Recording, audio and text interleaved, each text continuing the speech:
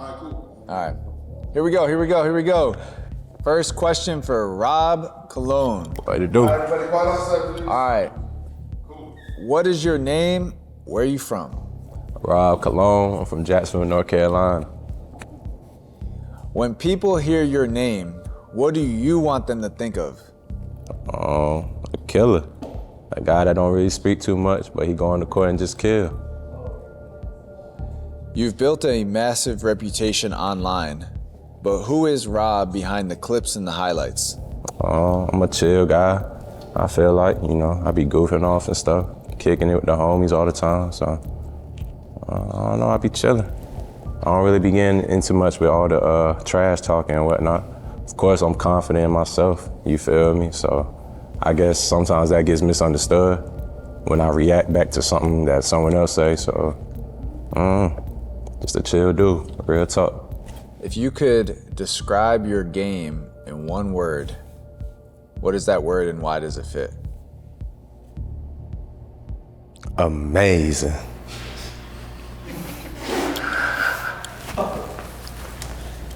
Nah, for real, you feel me? I say amazing because it ain't average to just shoot where I'm shooting from, man, at a consistent rate. Like, that's a lot of hours in the gym from when I was like a little kid doing stuff like that. So I feel like I put a lot of reps in, and for me to hit at that consistent rate is different. I mean, of course, y'all see Curry, Jimmer for that, but like, other than them guys and people that playing pickup, I don't really see too many people hitting like them shots. I wanted to ask you a question. I don't have it on here, but you like changed the way you shoot the ball from high school to how you are now. Yeah. At what point did you make that change? And like, did it just like low-key happen, or were you like trying to change your shit? I was trying to change it. Like I always wanted my guy hand to be like, stop moving and stuff.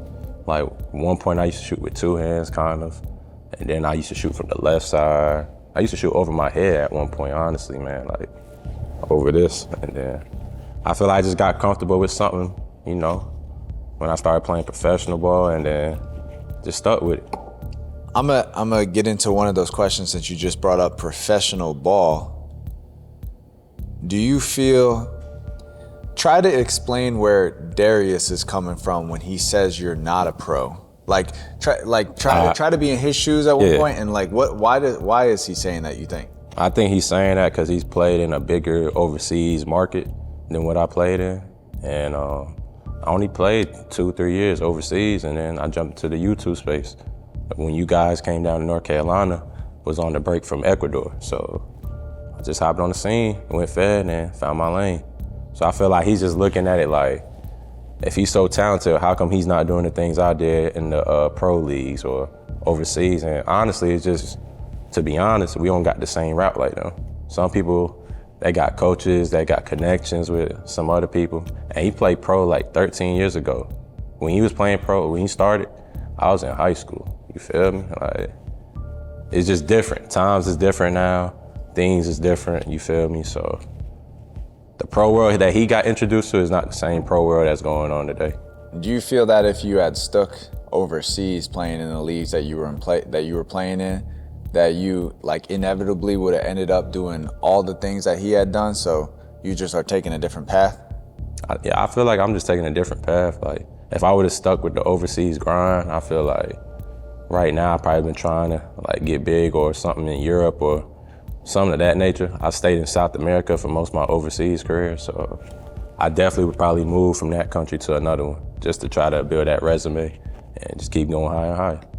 Where did your journey start with basketball? At what age did you start playing, and why did you pick up a ball? I started playing basketball when I was 4, for real.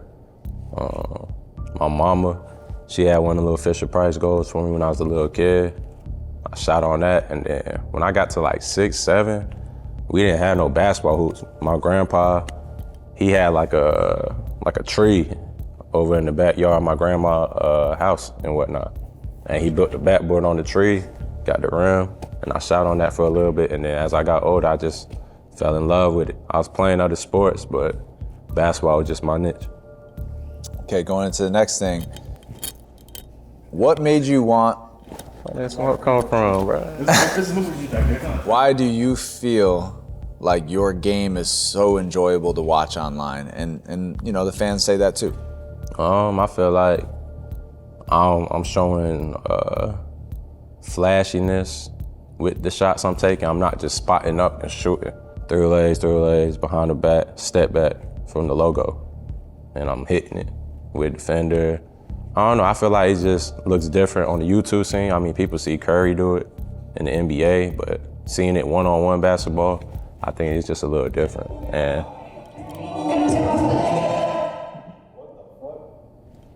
I'm not gonna lie, I might be Josh's phone in the bathroom. He might be looking at reels. That shit might be connected low key. My phone is Josh looking at twerk vids, man. He looking at the twerk vids. You were just talking about doing logo step backs, Steph Curry. And Yeah, I feel like it's the shooting that people enjoy the most. Some people like my handle, and then it's just, I feel like my size, me doing it at my size, looks a little different. They're not used to seeing a stronger build, I guess, shoot with that consistency. was there any moment in your basketball career where you were like, yeah, I'm way better than everybody? Yeah, I feel like that all the time. Not no cocky stuff. It's just, I put a lot of work in off the court, you feel me? And that just builds my confidence up, so I feel like I could take any matchup. How do you balance being a creator and a competitor? So better question would be, YouTube, like the fame comes from the way you play, but also like you do gotta win at the same time. So like, what's your thoughts on that? I think, I feel like the reason why, like people rock with me the most, well, not the most, but like some of the fans is kind of crazy, as y'all be talking about in the group chats and stuff, but I think they rock with me just because I'm real genuine and real humble when I'm hooping. Like, I ain't talking crazy. I ain't disrespecting the game of basketball. I ain't out there just hacking people, you feel me? So I feel like from a viewer, if they just watching that, then it's good hoops. For me, if I was watching someone like that, I'm like, yo, he hooping, he nice. He ain't out here just fouling, and he killing and winning. I mean, what's the hate on? What's something that people don't understand at what it takes to stay at the top of your game and at the top of the scene? I feel like now that the scene is like very serious, everybody working. Like every day you go on Instagram, you're gonna see somebody on the scene working out, just about, you feel me? And I feel like that just makes everyone else in the scene go a little harder. Everybody wanna get to the top spot. Everybody got their own opinions of the top spots and stuff. So I feel like you just gotta keep working hard and never get comfortable, honestly. I feel like people got me at the top right now, like in the little talks with top 5 and whatnot. I don't really get into all that, you feel me? I ain't really tripping on that. But just them showing love like that from watching my game is love, and I feel like I shouldn't let them down with what they saying by going out there half-assing and not working. So I just put that work in to stay at the top. Why are you number one? I mean, I think the reason why fans say that No, is why, 'cause I want to ask you, because I know you believe it. yeah, of course. I feel like I'm not saying I'm a ranked number one or something like that, you feel me? But like, if you say basketball player, I think I'm better than majority of people. It's just my confidence. But how you want me to answer this? Like, you want me to say what I think is nice? You gotta break anyways. Hold on, that fucking smoke thing went off. It was like you're about to go Super Saiyan. You're about to. So, you're facing Darius Adams. You know, maybe not everybody knows about him, but he's definitely one of the most respected overseas guys that's out. Huge career in the EuroLeagues, huge career CBA, all-time leading scorer, or top 5 all-time leading scorer in CBA. What is your honest take of him as a basketball player? Just him without the resume? Nah, just like, if you know a little bit about him, just like, you don't gotta talk shit, you just speak on his game. Nah, you respect the only it. thing I seen from him is what y'all showed me. Before going into the Indiana series, I didn't know Darius Adams. I'm just being 100. You feel me? But y'all showed me his stuff.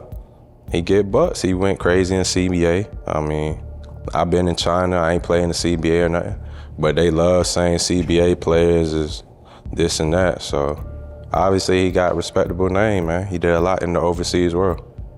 So game recognized game. I was talking to Moon in his interview. So when you guys were in China, you guys were playing against a lot of the CBA guys. Yeah. Right? And Moon was saying, Moon was a little less friendly than you're gonna be, but he just said like, you guys cooked a lot of CBA guys. Yeah, we did. We definitely got at a lot of CBA teams. Not teams, but like players that played for them teams. Yeah. I mean, what do you feel like you don't know a lot about Darius's game. You've seen what you've seen online, but where do you feel like going into this matchup is gonna separate you and Darius the most? Like if you were a sports analyst and you looked at this game, like you got 3 things that you would say as to why you're going to win the matchup. Why, like if you're speaking, why is Rob Cologne gonna beat Darius? I say speed, like strength and speed, and experience. Like, yeah, he got more pro years than me, but I got more 1v1 games than him. I got more pay-per-view appearances than him. This is my, what's this?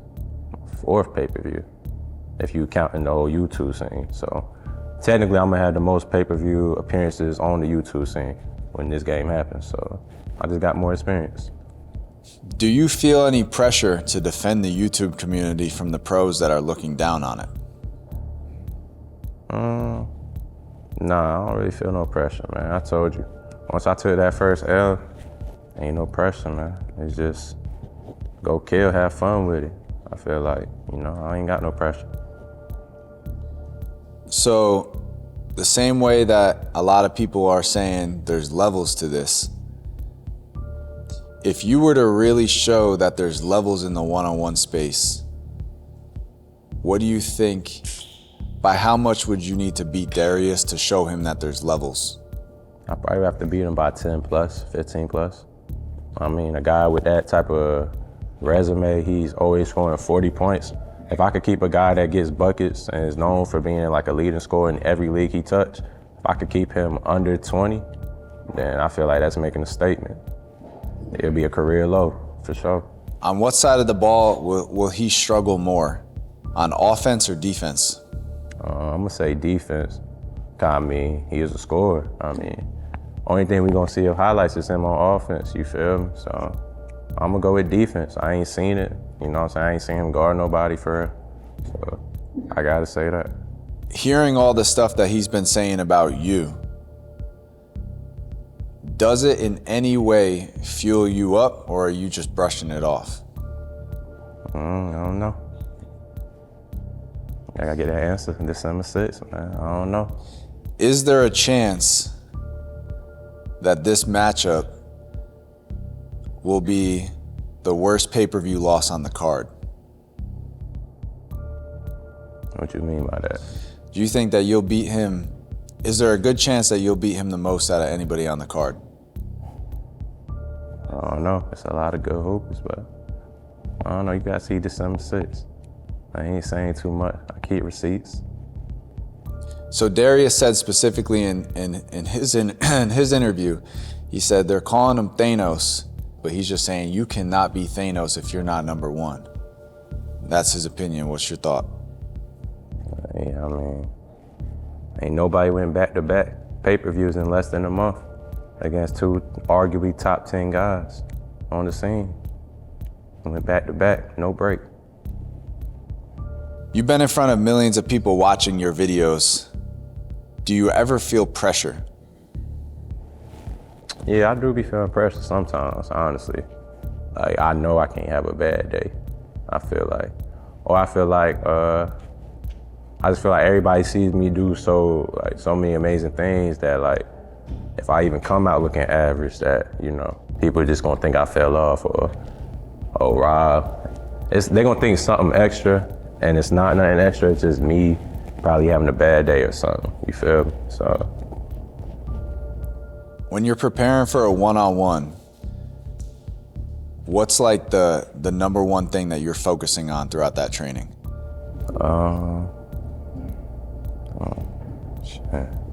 I don't know. I really can't really describe what I focus on. It's based off the matchup, honestly. Like if I play a guy that's gonna play real up, then I got prepared for something else on the offensive end.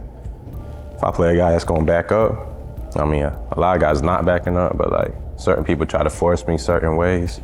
And I don't know. I just prepare my own way depending on who I'm playing against. Specifically to your game, what is one thing that you feel like you have the most room to improve on? The most room to improve on? I'm gonna say, I